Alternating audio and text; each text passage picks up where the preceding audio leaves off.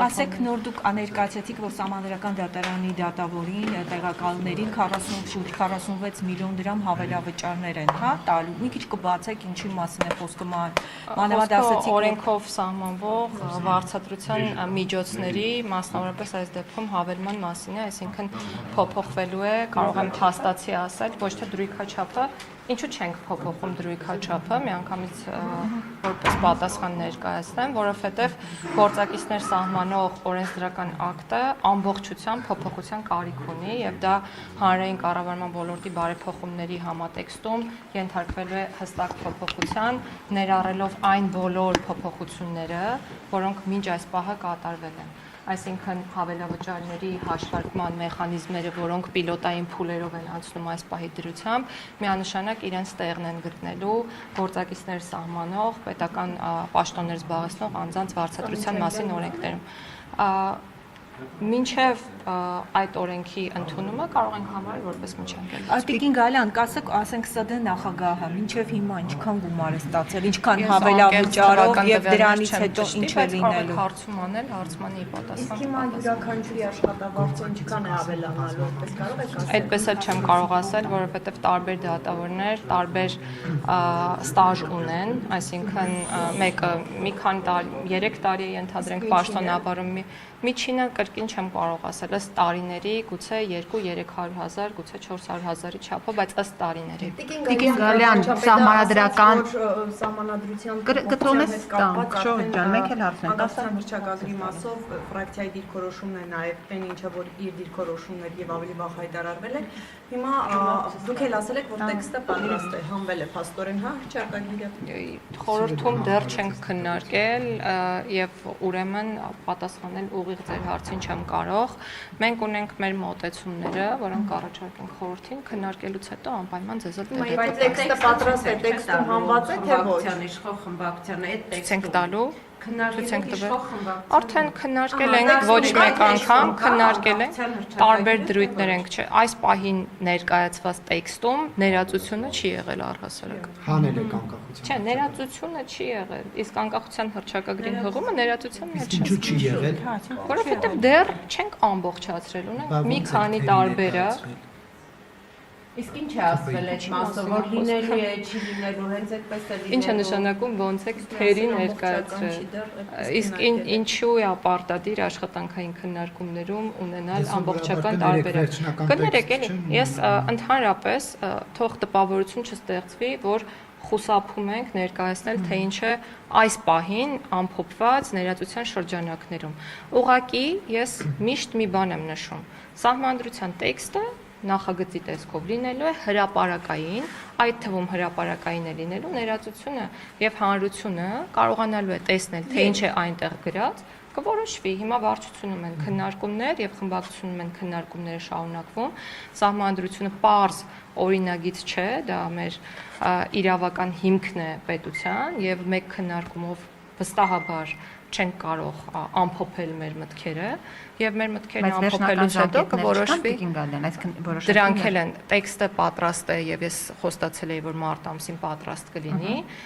բայց մտքերի փոխանակման համատեքստում հրապարակման ժամկետները կհստակեցվեն ամեն դեպքում պետք է ներկայացնեք վարչության իսկում այդ մոտեցումներում կա այն հանգամանքը որ հնարավոր է պահպանվի նաեւ անկախության հռչակագիրը նախ եկեք վարչությունը չենք շփոթում սահմանադրական բարեփոխումների խորհրդի հետ խորհուրդը բոլորովին այլ մարմին է որտեղ վարչությունից որպես պատգամավոր ներկայացված է մեկ մարդ այս պահին եւ մնացածը ավելի մեծ մասը, այսպես ասեմ, քաղաքացիական հասարակության ներկայացուցիչներ են եւ ամեն մարդ պատասխանատու է իր որոշման համար եւ խորհրդում որոշումները ընդունվում են հենց այդ սկզբունքով։ Տիկին Գալյանցիք ներածության մեջ է հրապարակային դարձնելու իրավական արգելանք գույնի ինչու մինչև հիմա հրապարակային չեն պատրաստ չէ։ Տեսեք, եթե դուք ինձ նախ սահմանադրական բարեփոխումների խորհրդի քննարկումները հրապարակային են ձեզ բոլորիդ հրավիրում եմ մասնակցելու խորհրդի նիստերին։ Մենք ունեցել ենք նիստեր, որոնց մասնակցել են զանգվածային լրատվության միջոցներ, եւ սա շատ կարևոր հանգամանք է, որ մենք կուլիսների հետևում չենք աշխատում։ Ինչ վերաբերում է ավելի լայն հանրային քննարկումներին, մենք չունենք հանրաքվեի ժամկետ։ Ես ձեր մտահոգությունները, եթե դրանք մտահոգություն էին, կարող էի հասկանալ, եթե օրինակ ժամկետ լիներ հանրաքվեի, մենք ասած լինեինք, այսինչ օրը անցկացնելու ենք հանրաքվե եւ ուշացնենք տեքստի հրապարակումը, բայց սիրելիներ, հանրաքվեն նշանակված չէ, ոչնչից չենք ուշանում այս պահին, ոչ, որովհետեւ օրենսդրական արգելք կա եւ այս մասին բազմիցս խոսել ենք։ Մենք կտանք հանրությանը, որովհետև դա մեր մեծագույն ցանկությունն է, բավարար ժամանակ ծանոթանալու տեքստին եւ բավարար ժամանակ տեքստին ծանոթ լինելով կատարել ճիշտ ընտրություն։ Այդքանը։ Քանի որ վարչապետը մի քանի առիթով արդեն ասել է, որ կառավարության դիրքորոշումը ըստ էության պետք է լինի այնպիսին, ինչպիսին, որ հայտարարվում է իր շուրթերով։ Սա արդյոք արդեն բավարար է պնդելու համար, որ դուք գնալու եք նախ կառավարության որոշումները կոլեգիալ մարմնի որոշումներ են, բայց կա քաղաքականություն, տեսեք, կա քաղաքականություն, որի սպասարկմանը միտված է ամբողջ կառավարության ներուժը։ Կա խաղաղության օրակարգ, որը սպասարկում է ամբողջ կառավարությունը։ Վարչապետը հանդիսանում է կառավարության գլուխը իրավական կարգավորումների համատեքստում եւ նաեւ առաջնորդը այդ նույն համատեքստում։ Եվ ուրեմն կարող եք եզրահանգել, որ այն ինչ ասվում է վարչապետի կողմից, մշտապես քննարկվում է կառավարության կողմից եւ քննարկվում է շատ մանրամասն։ Ես կրկնում եմ, մենք բոլորս իրականացնում ենք մի քաղաքականություն, մենք տարբեր մարդիկ ենք, որոնք եկել են, զբաղեցրել են պաշտոն եւ սպասարկում են քաղաքական ուղղություն։ Սա նշանակում է սպասարկելուն նա նաեւ միտված վիճակագիրը հանելը եւ դուք սա նշանակում է սպասարկում նշանակում է որ հանվելու է։ Ինչու դա ուղիղ չի հայտարարվում արդեն։ Ես པարզ չեմ խոսում։ Մենք հրապարակելու ենք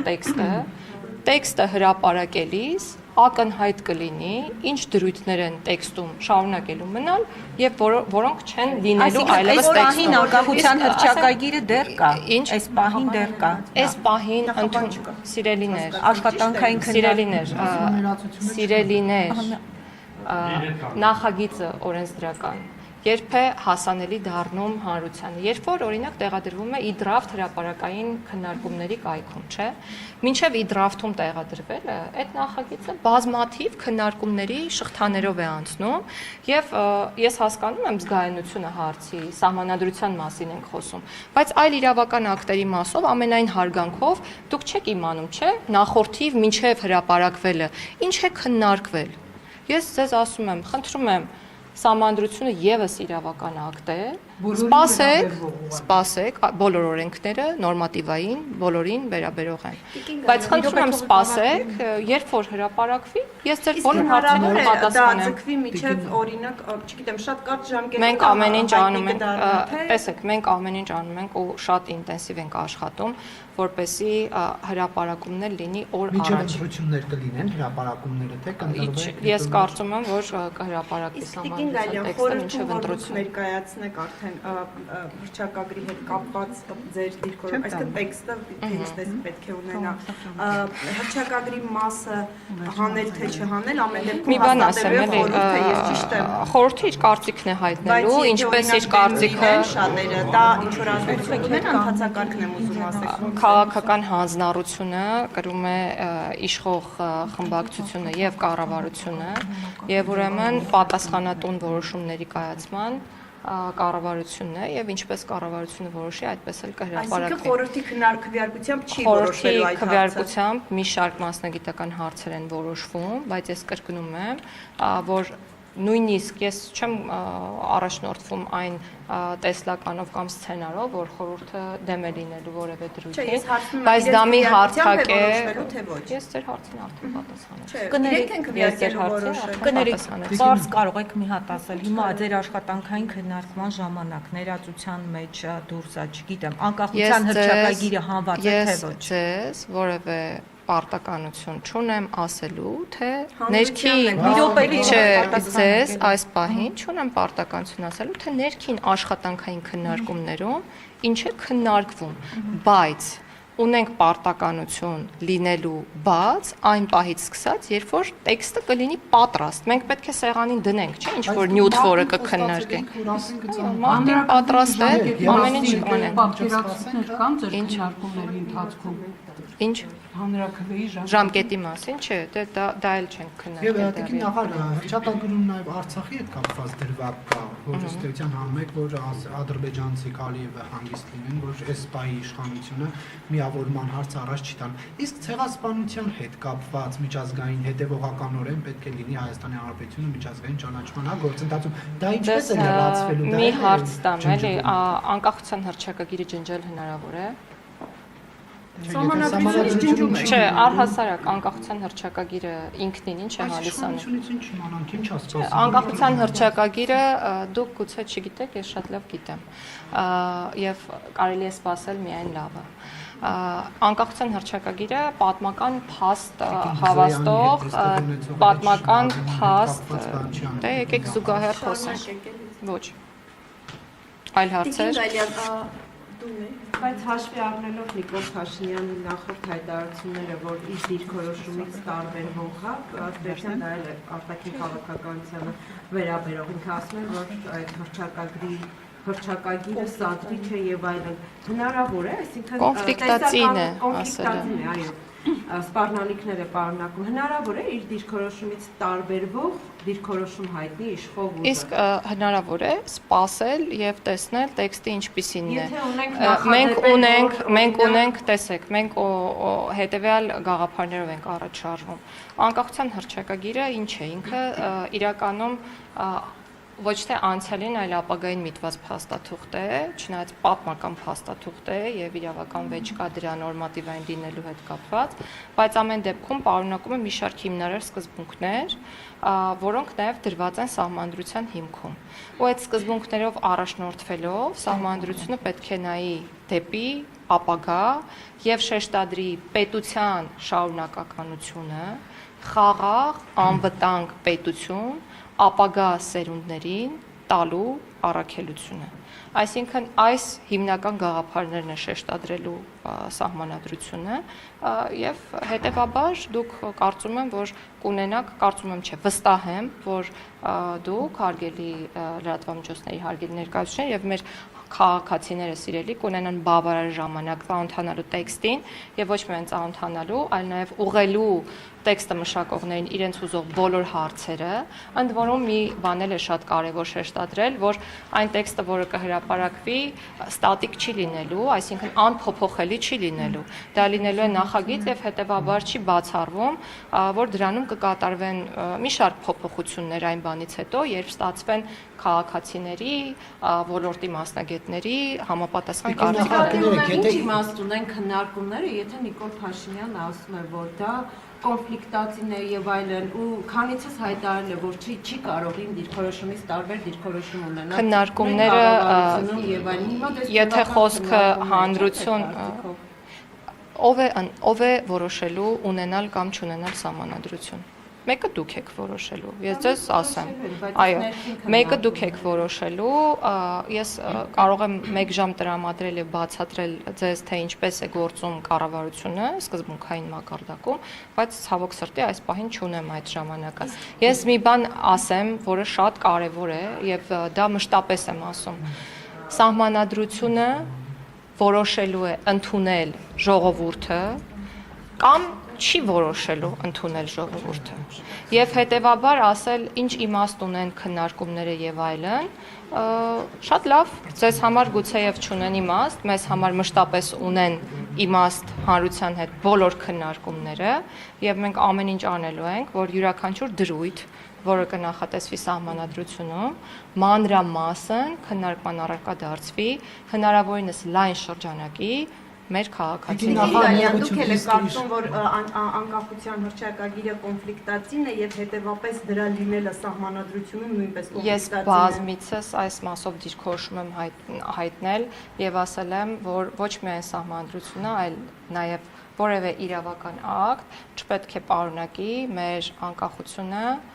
խաղաղությունը, ինքնիշխանությունը, տարածքային ամբողջականությունը վտանգելու դրույթներ։ Անկախության ցեղասպանության մասին դրույթը վտանգում է։ Մենք այդ մասին կքննարկենք, երբ տեքստը Մենք Ալիևի դա ձեր կարծիքն է, խնդրում եմ ձեր կարծիքը, խնդրում եմ ձեր կարծիքը որպես բացարձակ ճշմարտություն չհավակնեք ներկայացնել։ Իսկ ցեղասպանության մասին դրույթները վտանգում են մեր անկախությունը, մի րոպե լույսո, հարց ենք տալիս։ Ցեղասպանության մասին դրույթը վտանգում է մեր անկախությունը, խաղաղությունը։ Ես արդեն ասացի իմ դիրքորոշումը։ Ներողություն, Տիկին նախարարից Հայաստանի Հանրապետությունը համարում է Ադրբեջանի սահմանադրությունը նույն տրամաբանությամբ կոնֆլիկտածին, որովհետև Ադրբեջանն իրեն համարում է 1918 թվականի։ Մենք մեր սահմանադրությունը կոնֆլիկտածին չենք համարել եւ այդ մասով նաեւ կա սահմանադրական դատարանի որոշումը։ Եվ եթե մենք վերջացրեք ձեզ։ Փաշինյանը Հաշվի առնելով, որ Ադրբեջանի Եվ ներողություն եմ խնդրում ձեզ ընդհատելու։ Շնորհակալություն հնարավորության համար։ Սա դուք կոնֆլիկտածին համարում եք թե ոչ, եւ Երևանը արդյոք նույն ջանասիրությամբ հետեւողական է, որ Ադրբեջանում էլ չլինեն կոնֆլիկտածին փաստաթղթեր, որպեսզի այս խաղաղությունը չվտանգվի։ Եկեք ինչ-որ այլ օրինակով պատկերացնենք։ Եթե դուք մի երևույթի մեջ խնդիր չեք տեսնում եւ միջազգային բոլոր ատյաններով կամ լավ այլ օրինակ չեմ բերում, հենց նույն օրինակը, միջազգային բոլոր ատյաններով եւ ներպետական այդ թվում հայտարարում եք, որ սահմանադրության ձևակերպումները խնդրային չեն։ Եվ այդ մասին ասել է նաեւ մեր սահմանադրական դատարանը, որի մասին դուք լավ գիտեք։ Արդյոք կարող եք նմանատիպ ձևակերպումների հետ կապված այլ երկրների սահմանադրությունում առկա ձևակերպումների մասին է խոսքը, ասել, որ դրանք խնդրային են։ Եթե հակառակը չեմ հակասում, շատ լսեք եւ կտեսնեք իրավական ակտեր, որոնք պետք է կվտանգեն խաղաղությունը։ Հիմա որ իրավական մենք մշտապես դա իմ կարծիքն է, որ ես ասում եմ եւ մշտապես եմ ասել։ Եվ հիմա ասում եմ, եթե մեր պետությունը բոլոր հնարավոր կոմունիկացիաներով փորձում է տեղ հասցնել այն բացարձակ ճշմարտությունը, որի մասին խոսել է սահմանադրական դատարանը, այն է, որ մեր նախաբանը չի պարունակում հավակնություններ տարածքային եւ այլն, եւ մենք այդ մոտեցմամբ ենք առաջ շարժվում, դա կարծում եմ մեզ ողջամտորեն հնարավորություն չի տալիս ասել, որ այլ երկրների սահմանադրությունները, որոնք նման բովանդակությամբ նորմեր են պարունակում, խնդրային են։ Եվ մենք նման խնդիր, դե գիտեք ինչ, եթե դուք դժգոհ եք արտաքին քաղաքականությունից, շատ լավ կարող եք հանրությանը հղել ձեր ուղերձներն առայն, թե ինչպես պետք է իրականացվի մեր արտաքին քաղաքականությունը։ Եվ ոչ մի օրինակ Ինչպես է ստացվում, որ Հայաստանում եղած իրավական իսկ Ադրբեջանում եղածը վտանգավոր չէ, տրամաբանությունն է սրանք հասկանում։ Ինչի մասին է խոսքը։ Ես արդեն այդ հարցին անդրադարձա եւ նորից չեմ պատասխանել։ Որ վտանգում են խաղաղությանը, որ ասում եք չպետք է ունենան իրավական ակտեր, որոնք կարող են չպետք է ունենան այդպիսի ակտեր։ Չպետք է ունենան ակտեր, որոնք ցեղասպանությունը Արցախը վտանգում են, հստակ կպատասխանեն։ Մեր ապագայի հետ կապված է խնդիրը, մենք ինչ հանձնարարություն ունենք։ Հիմա ցեղասպանության ճանաչում մեր ապագայի մեջ դուք չեք տեսնում։ Ես իհարկե տեսնում եմ, որ մենք մշտապես մեր դիվանագիտական եւ ոչ միայն դիվանագիտական, այլ նաեւ սփյուռքի ներուժը ուղղել ենք այդ հարցի կարգավորմանը եւ կարծում եմ, որ այս ուղղությամբ կարող ենք դեռ խոսել եւ աշխատել, բայց մեր իրավական համակարգը եւ մեր իրավական համակարգը պետք է միտված լինի մեր պետության կայունացմանը, մեր Հայաստանի Հանրապետության եւ պետք է միտված լինի մեր քաղաքացիների շահերի սպասարկումը։ Ներողություն, մի դեպքում ասում եք արտաքին քաղաքականությունը մեկ կենտրոնից պետք է վարվի։ Հիմա այս ցեղասպանության ասացի, որ տարիներ շարունակ ոչ, դուք ուշադիր չեք այն բաներին, ինչ ես եմ ասում։ Տարիներ շարունակ խոսվել է այդ մասին։